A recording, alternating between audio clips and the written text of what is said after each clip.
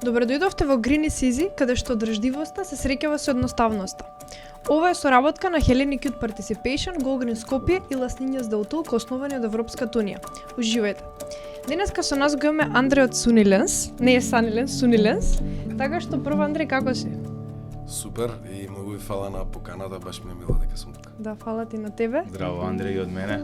Здраво. И сега прво, не Sunnylands, туку Sunnylands. Што е уствари Sunnylands, со што се занимавате, кои дејности и малце повеќе да ни подобјасниш еден вовед да ни дадеш, што и како правите. Супер, фала на прашање. Sunnylands, а инаку сите не викаат Sunnylands, дали дека е поради името. Sunnylands е компанија која постои долги години. Фамилиарна компанија е. Јас сум дел од неа, втора генерација, инаку собственик во компанијата е татко ми. Имаме неколку дејности.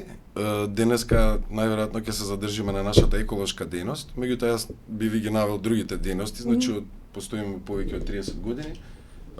Вршиме дистрибуција на прехранбени производи до пекарската индустрија. Друг дел ни е до сладкарството. И најинтересните две дејности за кои што ќе разговараме повеќе денес најверојатно се еколошката дејност собирање и рециклирање на отпадни масла и производство на електрична енергија од обновливи извори. И имаме доста да кажеме за тоа што го правиме во поглед и на еколошката едукација, која што е поврзана нормално со отпадот со кој што управуваме веќе долги години. Така да накратко тоа е Sunnylands. А ако ви интересира, можам да кажам повеќе за како почна нашата еколошка приказна. Може се разбира. Дека нели секоја нова идеја си има своји моменти и така. Таа почна случајно во 2007 година, кога ние забележавме, односно татко ми забележа во Њу Јорк како таму доаѓаат цистерни и застануваат покрај рестораните и го собираат отпадното масло. И ние, бидејќи нашата, нели, една наша дејност е продажба на прехранбени производи, меѓу кои сончогледово масло, до мелничко-пекарската индустрија, беше некако компатибилно да видиме, чекај, дај нашите клиенти, на кои што им доставуваме производи растителни масла, да видиме што се случува со отпадот, они што го создаваат овде кај нас. Значи тоа говориме пред колку 15 на години, пред 18 години скоро. И така почна проектот експериментално, значи тогаш немаше ни дозволи, ни систем, никаква регулација немаше на тоа и никој не ни знаеше ни дали тоа ќе биде некој комерцијален бизнис модел и што ќе се случува со тој отпад. Така почнавме, па потоа на наша рака направивме и проект, го истраживме и пазарот. И во 2009 година ја добивме првата дозвола од нашата држава за собирање, транспортирање, третман и управување целосно со овој вид на отпад. И од тогаш до ден денес имаме доста големи успеси во тој дел. И сме доста горди на тоа, а тоа повлекува и други работи во поглед на еколошката едукација која што ја правиме за тој вид на отпад. Токму тоа е и моето второ прашање. Кои се всушност зелените практики на Sunnylands, да го именуваме правилно? и во тој правец, која е процедурата? Што се случува со приказната, со маслото? Од кога ќе го земете? Што се случува по тоа? Така, тоа е многу важно да се пренесе, бидејќи отпадот на еден начин треба да се третира и како производ, односно следливост на него е најважна. Од местото каде што ќе се собере, што се случува со него и каде завршува. Нели за да не ја загадиме животната средина и да е оправдан системот кој што е добил лиценцата за да го бавува тоа.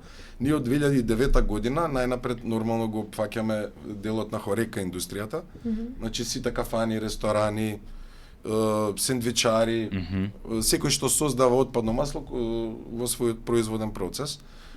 Сите компании си добиваат договор, како ние како овластена фирма им доставуваме договор, им доставуваме амбалажа, која што потоа се заменува и така почнавме да ја развиваме нашата колекторска мрежа, каде што возила и обучени лица одат да го соберат отпадот и потоа тој отпад влегува во нашиот систем, тој е систем за управување со отпад, каде што еве го инаку, ова е во оваа тегла е отпадното масло. Добро. Кое што е ресурс за да се добие биодизел, тоа на кратко може после да објаснам. Може, значи, овој вид на отпад се собира во амбалажа, доаѓа во нашиот систем, влегува во топлинска комора, мора да се загрее, бидејќи гледаме дека има и талог. Да. Тој талог е неупотреблив, ќе објаснам зошто. Од кога ќе се загрее, влегува во систем на филтрација, со специјални пумпи и специјални филтратори, потоа се пренесува во специјални иноксни канистри, цистерни големи, тоест, и таму има додатно таложење, од кога се вади целосно талогот кој што маслото го содржи, тоа е од пржење компири или или други видови на храна во него. Тогаш се добива еден чист еко производ кој што ние го извезуваме до фабрики за биодизел во Европската унија. Ова е биодизел, значи тоа е готов продукт практично. Тоа е готов продукт. Да. Тие фабрики се специјализирани да користат оваа суровина со додаваат алкохоли и катализатори и тоа е во еден голем производен процес, технологија за производство на биодизел и го добиваат тогаш овој зелен производ биодизел према стандардите N14 214, тие се познати стандарди на ниво на Европска унија, односно 80% го намалува загадувањето во однос на фосилните горива. Да, тука уште едно подпрашање ми се јавува, што доколку ова не го прават нашите компании и сендвичарници и така, и сите што го користат маслото за... Дали се обврзани? Супер, две прашања одлично. Број 1, ова е доста штетно. Значи, тоа е најважното. Да. Доколку не го прават тоа, има неколку познати примери во реалноста секаде во светот каде што се исфрла несоодветно овој отпад, какви проблеми може да настанат поради тоа. Број 1 не може да ги запуши канализационите системи, значи ако го фрлиш во канализација, овој материјал се стврнува во зима. И се прави како една каша, како цврста супстанца бела и директно го запушува одводот, потоа може да има истекувања, исто така може да истече и во реките и во почвата. Иако се смета за неопасен отпад, сепак е доста штетен и затоа има и регулативи и системи за да правилно се справуваме со него. А друг момент што е доста важен е дека и луѓето и производителите кога пржат треба да внимаваат често да го менуваат, бидејќи доколку се помине границата на колку треба да се пржи маслото, станува и канцерогено за конзумација. Значи, кога добија црна боја и незгоден мирис, веќе требало да биде сменето, значи да не се препржува со маслото. Тоа е број 1, а број 2 што беше прашањето? Дали се обврзани сите компании, не знам, што се занимаваат со прехрамбена индустрија, што готват, дали они мораат да соработуваат со вас? Така, законски мораат.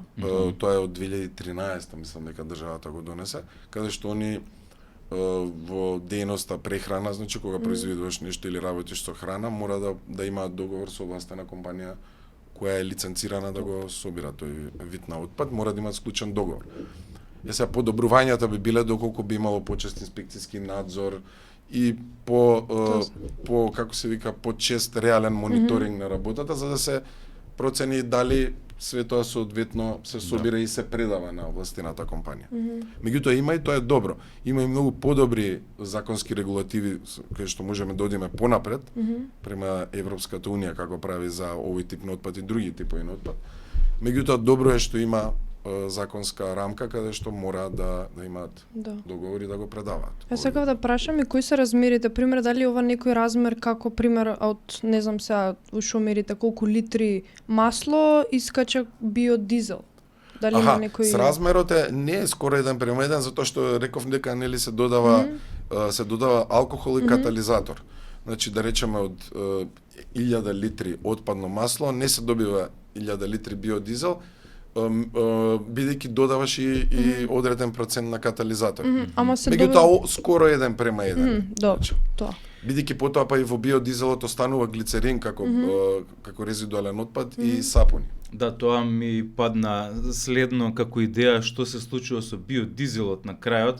Иако тоа и не е твоја тематика, да речеме, ама сигурно знаеш дека од тоа се уште се продуцира нешто понатаму. Да, тоа е многу важно за да разбереме како функционира еден систем за ова да може да има некоја вредност и да заврши каде што треба.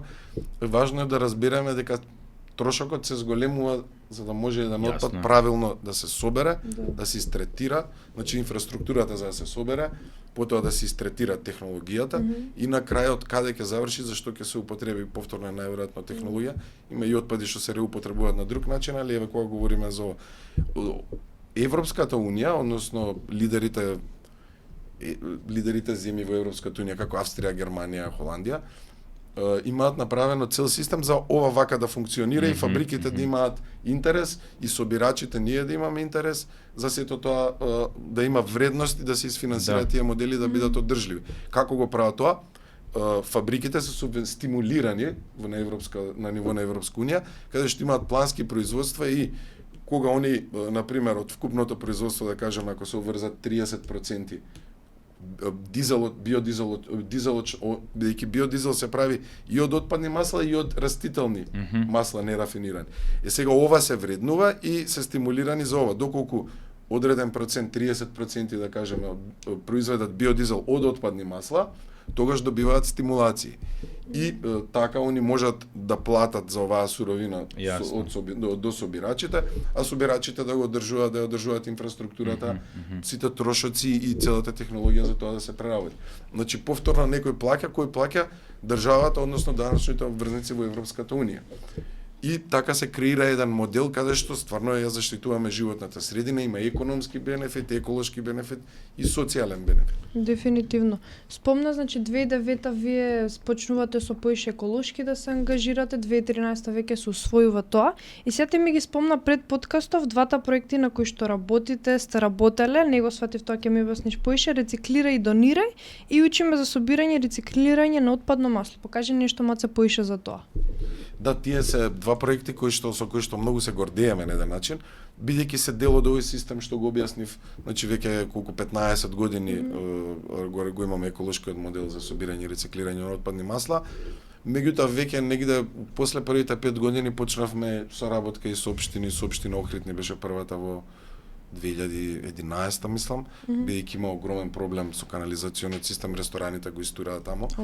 И имавме заеднички проект, ни помогна луѓето од општината да со што повеќе ресторани вклучиме договор и тоа денес функционира, денес цел Охрид, значи враќа во нашиот систем. Супер. И нивната свест се зголемуваше и на значи тоа ни беше дел од работата, и сега збориме за домакинствата и проектите и дечињата. Меѓутоа најголемиот ефект се постигна најпрвен преку најголемите создавачи на отпад, за да можат да го враќаат како што треба, а тоа се производителите на храна, каде што долги години нашиот обучен тим ги посетува и им објаснува и се креира една навика. Инаку и ние го плаќаме овој вид на отпад, значи им плаќаме за да им дадеме еколошка услуга. Да. Иако тоа законски не е така, меѓутоа за да ги мотивираме сите создавачи, даваме и некои финансиски придоне за секој собрано кило, за да тоа се, како се вика, се случува континуирано и како мотивација. Сега, кога говориме за рециклирај и донирај, значи успешноста на моделот на натера да одиме и малку понатаму, односно да поработиме и на еколошката едукација, не само на производителите, туку и на домакинствата и на малите дечиња, тоа е проектот во градинките. Кај рециклирај и донирај, тоа е една екосоцијална платформа, веќе има над 1300 редовни собирачи од домакинствата. Проектот ни е заедно со Љубезност, за Сдружение на граѓани Љубезност, каде што ги доделуваме кантичките од 3 литри на секој домакинство, кој е доброволен проектот, ништо не го чини домакинството да се вклучи, само треба да го собира масото, кога ќе ја напуни оваа кантичка од 3 литри, треба да ни се јави, нашиот тим му ја подига, му доставува чиста кантичка и за секој 3 литри доделуваме половина литар сончогледово масло како награда, бидејќи нели имаме дел и продажба на сончогледово масло и тоа видовме една економска стимулација да им дадеме на тие што на вистина ќе собираат и ќе го користат. Да. Сега они може да одлучат дали за себе ќе го задржат или ќе направат донација до бездомни семејства преку Љубезност. И тоа си имаме цела документација и веќе функционира, мислам им даваме и документ за донацијата и за подигнатиот отпад. И тоа веќе функционира, како што кажав, над 1300 редовни собирачи, имаме собрано на 34 тони отпадно масло од домакинствата преку овој проект. Одлично. А донациите се околу 3300 литри на сончогледово масло до бездомни семејства. Значи тоа е еден убав проект кој што го правиме и од други побуди и во иднина да се развие овој систем, се уште не е комерцијален.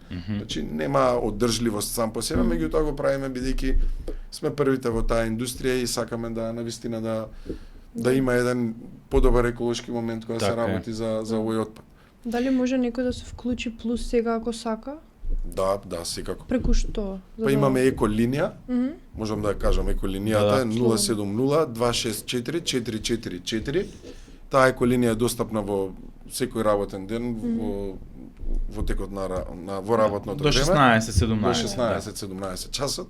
Така да кој сака може веднаш да се вклучи, како што кажав е доброволно и ќе стане дел од навистина има еколошки свесни граѓани кои што ни е многу драго дека од кога е почнат проектот се вклучија и редовно враќаат, дури и сами постираат и ја шират акцијата доброволно, мислам, Да. кој како сака си ја шири информацијата за да Дали е тоа на ниво на град Скопје или на ниво на Република Македонија? на ниво на цела држава. На цела држава. Значи од секој Одлично, град браво.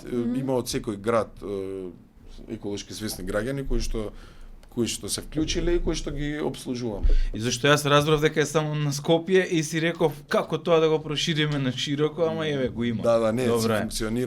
си функционира низ целата држава. Следниот чекор е можеби централизирано собирање да се воспостави за овој тип на отпад, малку е специфичен, не е како пластиката, бидејќи пластиката може да има собирни, нели има сега и собирни апарати, Да. што ги поставија пакомак. Малце е поспецифично, меѓутоа има земји каде што со специјални контейнери се поставуваат и на тој начин као да се зголеми и бројот на луѓе кои што ќе враќаат и количините. Да можеш да всушност да добиеш придобивки на литар. Тоест, Да. кога ќе ти се собере сам да одиш да го историш некаде и тоа што си го историл да се книжи на одредено место. Да, тоа би било некој помодерен систем, сега ние директно го работиме за наистина да го протуркаме да функционира, Да. а тоа би било некој помодерен систем каде што ќе евидентира. Се ќе треба и собирачот малце да биде да ги внесува правите информации, да го донесе материјалот, да го истори, да се евидентира тоа и потоа да се види начинот на мотивација. Но овие домаќинства собират секакво масло. Да, но тоа е супер прашање. Чисто за луѓето сите да знаат, секако вид на растително масло. Значи, дали е сончогледово, дали е маслиново, дали Се е... уедно иде.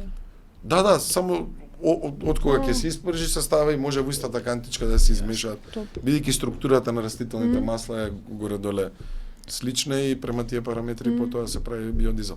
Не кажав само за градинките, може ли да кажам? Како не? Тоа не е исто еден многу интересен проект, што се вика учиме за собирање и рециклирање за отпадно масло. Го почнавме со ОХО, веќе тоа е 5-6 години сигурно. Затоа и ликот на Петко е тука. Да. И веќе можам да кажам дека секоја година околу 4000 дечиња во 12 градинки во град Скопје се едуцираат од еколошката програма за отпадно масло, бидејќи за тоа сме специјализирани. Има тука и боенки и многу ни е драго дека градинките секоја година се подобро го имплементираат проектот. Има се поголема креативност, одат и надвор од тоа што е предложено во нашата програма, си прават и представи, имаат и екотворби, песнички, драми, значи оваа година имаме и наградна игра, каде што ги мотивиравме градинките да одат и малце надвор од да бидат што покреативни и ќе имаме можеби една збирка од екотворби и од, како што кажав, и од представи и ќе направиме едно дело кое што ќе се користи, а тоа доаѓа од самите нив и во наредните години. Така да многу ни е драго дека еве значи скоро 20.000 дечиња во последните 5-6 години поминале низ оваа програма. И се едуцирале на еден или на друг начин. И се едуцирале на еден или на друг начин, а преку тоа дел и од родителите кои што сакале се вклучиле и они станале собирачи на овој вид на отпад. Супер. Јас сакав уште едно подпрашање. Ајде. На почеток тоа ми дојде пример кога ги зимат од рестораните маслата. Дали они треба да складираат во нешто посебно, дали има нешто посебно од ги црпите и дали вие им доставувате нешто во кое што ќе собираат тоа масло или они си имаат буквално не знам некои канти рандом и ви ги даваат на вас? Ние им доставуваме амбалажа. Некои од нив не прифаќаат и во нивни канти се ставаат, меѓутоа сакаме да го стандардизираме. Тоа е добро Нормално. прашање. И оваа година најверојатно ќе го направиме тоа, бидејќи веќе инвестиравме во ние си имаме наша амбалажа, меѓутоа некои од нив не сакаат и си ставаат во своје тоа што истрошиле од претходно. Оваа година ќе го стандардизираме, значи ќе си биде стандардна еден тип на амбалажа и тоа е тоа, полесно за сите. Така И е. на тоа работиме, и на тоа треба исто едукација, комуникација, тие се производители, зависи како е системот кај нив направен. Така да меѓутоа супер прашање и тоа треба да се направи. Некако многу лесно и брзо ни оди муабетов. И за жал јас го имам последното прашање сега. За жал, да. Баш само што почна. Да, само што почнавме. Онака имаме за разлагување теми. Да, многу подпрашања ни се јавија. Темата е многу интересна и многу едукативна, затоа што го обединува секое домаќинство практично, за да не одиме понатаму што и како. Дали е лесно да се биде екопријателски настроен и некоја порака за крај до младите? Екопријателски, мислам дека тој што сакам може да биде екофрендли, екопријателски настроен. Ама кога сме кај младите луѓе, и сите ние сме били и помлади, сепак општеството ја мислам дека треба да не поттикне сите нас, а највеќе младите. Едно е, како што зборевме, преку еколошка едукација, меѓутоа друго е системски да има решенија достапни. Има многу напредни држави кои што на вистина инвестирале милиони евра во едукација само. Пример, јас знам за Шведска дека 10 на 15 години огромни средства се инвестирани само во едукација на населението, а сигурно паралелно и во креирање на систем за да биде достапно и местото каде што треба да се отстрануваат видовите на отпад и така натаму. Така да тоа е една комбинација, мислам дека има многу добри иницијативи, како Go Green, како овој подкаст, има многу невладини организации кои што кои работат на тоа. Да, и на концептите, нели, на циркуларна економија, на сите тие нови работи кои што се можеби се уште реторика на еден начин, не се уште имплементирани во пракса или далеку се од тоа. Тој дел е покриен. Сега треба малце и системот, државата да направи некоја по реална, по конкретна програма во која ќе се инвестира за да младите уште за да ги поттикнат и нив. Да. Пуш бидејќи тие утре ќе бидат и претприемачи, ќе работат во општеството и тие ќе ја пренесуваат пораката ако ја добиваат, ја примат и се поттикнат. Што добивате ви од државата сега? Моментално, во кој смисол? Во смисол, дали сте заштитени пред се за тоа што го правите, дали добивате некои придобивки како, без разлика дали се финансиски, значи помал данок, плаќање или некои други субвенции, или што и да е од државата да стимулира да се продолжи со ова во иднина? Го добиваме најосновното, значи системот, законскиот систем. Другото, све не е приватно финансирано, значи све е финансирано од самиот бизнис модел кој што го објаснувавме, нели.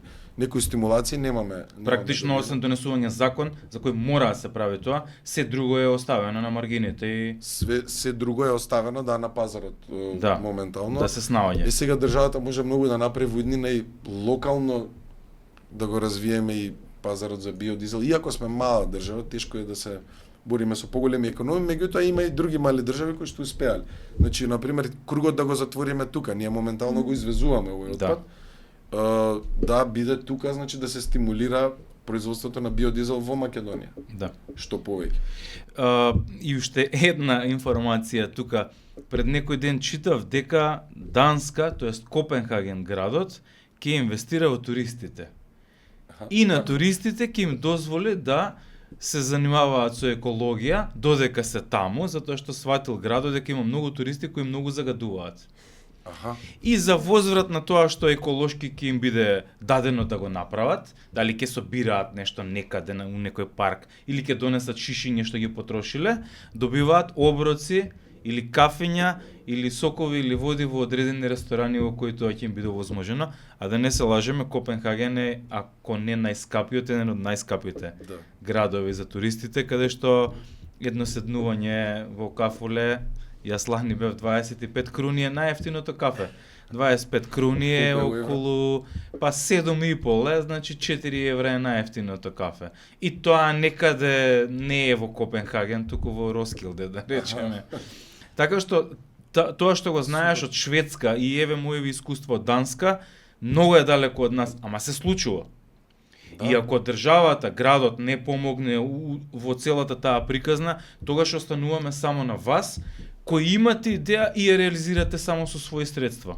А треба градот и државата да финансираат. Да, многу добар пример каже и тоа исто е многу добра поента, дека не само на централно ниво, него на локално ниво. Може би на локално ниво добри држави што се организирани уште поуспешно е. Значи општината, градот, па тоа се укомпонирано да биде еден централен систем. Може да отворат проекти, сигурно ќе најдат средства и некоја организација би можела да направи голем дел од нештата.